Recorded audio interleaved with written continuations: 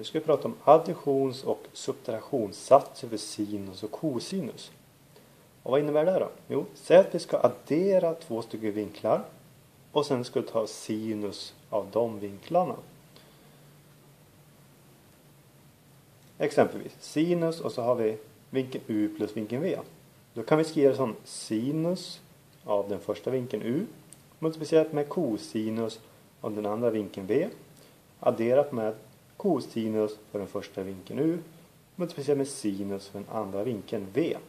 Så här har vi då additionssatsen för sinus.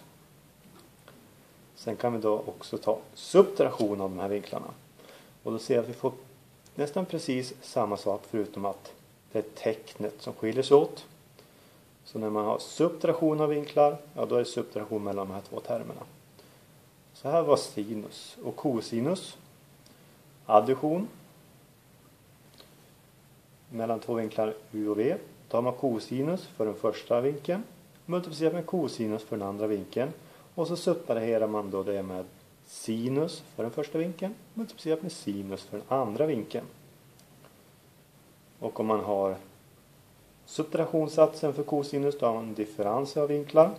Och då ser vi att vi har precis samma termer men som skiljer sig åt här då. Tecknet. Så om man har addition av vinklar så har man ett negativt tecken här. Om man subtraktion av vinklar så har man ett positivt tecken. Och det kanske är krångligt att lära sig utantill. Men om man exempelvis kollar i en formelsamling så kan man då hitta precis samma satser där. Så det kan ju vara bra att veta vart man kan hitta de här satserna om man inte memorerar dem. Och då tar vi ett exempel. Utveckla och förenkla. Och då gäller det följande. Kosinus 90 grader subtraherat med x. Så här har vi då en subtraktion med kosinus. Så då använder vi kosinus när vi har subtraktion av två vinklar. Och så sätter vi helt enkelt in istället för U så har vi 90 grader. Och istället för V så har vi x. Så byter vi helt enkelt U mot 90 grader och x. Sätter vi in istället för V. Så då får vi kosinus 90 grader multiplicerat med kosinus x. Och sen ska vi addera sinus. Första vinkeln som är 90 grader multiplicerat med sinus och andra vinkeln det var x. Kosinus 90 grader det är 0. Ska vi multiplicera med kosinus x. Adderat med sinus 90 grader. Ja, det är 1. Ska vi multiplicera med sinus x. Och då ser vi att 0 gånger kosinus x. Ja, det blir 0. Adderat med 1 gånger sinus x. Ja, det är sinus x. Och det innebär att vi får kvar sinus x.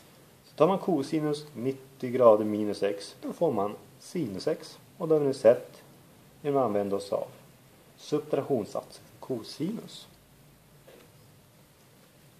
Vi tar ett till exempel.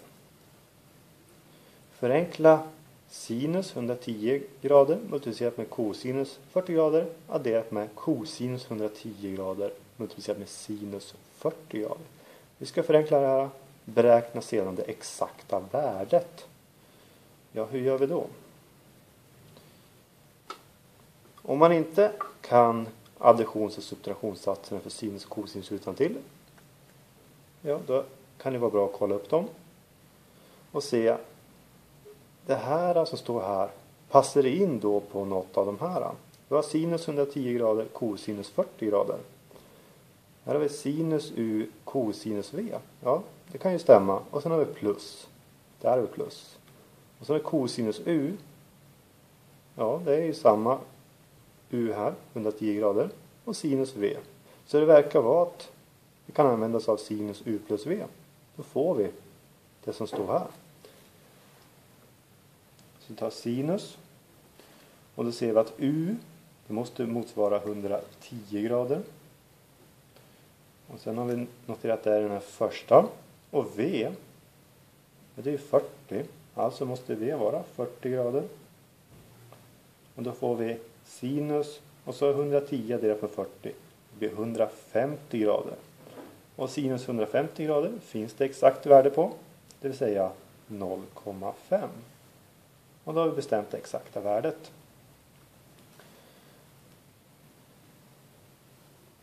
Vi tar ett till exempel. Visa att sinus 180 grader minus x är lika med sinus x. Nu ska vi visa det här. Så ska vi visa att vänsterled är lika med högerled. Så om vi går från vänsterled så ska vi till slut komma till högerledet. Vänsterledet är sinus 180 grader minus x. Vi ser att vi har en differens med av sinus. Alltså använder vi oss av sinus u minus v. Och den säger då att vi får sinus och så har vi första vinkeln 180 grader multiplicerat med cosinus och andra vinkeln var x. Subtraherat med cosinus för den första vinkeln multiplicerat med sinus för den andra vinkeln. Och nu ska vi bara förenkla det här. Och sinus 180 grader. Ja, det är 0. Multiplicerat med cosinus x. Nu får vi minus x. Cosinus 180. Ja, det är negativt 1. Som då ska multiplicerat med sinus x. Så då har vi 0 gånger cosinus x. Ja, det är 0. Ska vi subtrahera med negativt 1. Det blir samma sak som vi adderar med positivt 1 och multiplicerar med sinus x. 0 plus sinus x är då sinus x. Och det ser vi är då precis vad högerledet är. Och då har vi visat att det stämmer. Det avslutar med vilket skulle visas.